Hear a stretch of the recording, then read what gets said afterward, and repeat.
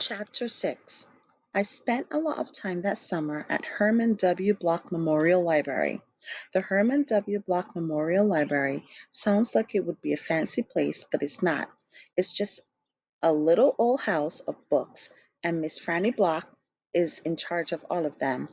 She is a very small, very old woman with short gray hair, and she was the first friend that I made in Naomi. It all started with Winn-Dixie not liking it. Then I went into the library because he couldn't go inside too. But I showed him how he could stand up on his hind legs and look in the window and see me in there, select to my books. And he was okay as long as he could see me. But the thing was, the very first time Miss Franny Block saw Winn-Dixie standing up on his hind legs like that, looking in the window, she didn't think he was a dog. She thought he was a bear. This is what happened. I was picking out my books and kind of humming to myself, and all of a sudden there was a loud and scary scream. I went running up to the front of the library, and there was Miss Franny Block sitting on the floor behind her desk. "Miss Franny," I said, "are you all right?" "A bear," she said. "A bear?" I asked. "He has come back," she said. "He has?" I asked. "Where is he?" "Out there," she said, and raised a finger and pointed at Winn-Dixie standing up on his hind legs, looking in the window for me. "Miss Franny Block," I said, "that's not a bear. That's my dog. That's my dog, Winn-Dixie." "Are you positive?" she asked. "Yes, ma'am," I told her. "I'm positive. He's my dog. Would know him anywhere." Miss Franny sat there trembling and shaking. "Come on," I said. "Let me help you up. It's okay."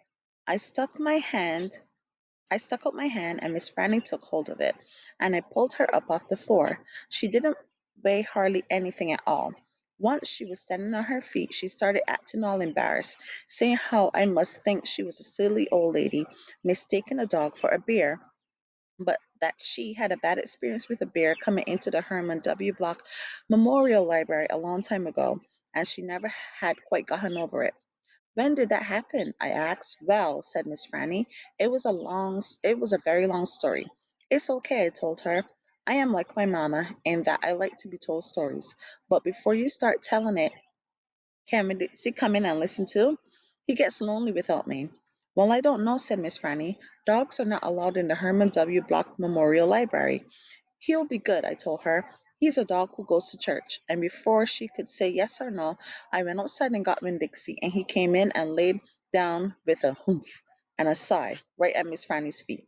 She looked down at him and said, "He most certainly is a large dog." "Yes, ma'am," I told her. "He has a large heart, too." "Well, Miss Franny," she said. She bent over and gave Winn-Dixie a pat on the head, and Winn-Dixie wagged his tail back and forth and snuffled his nose on her little old feet. "Let me get a chair and sit down so I can tell you the story properly."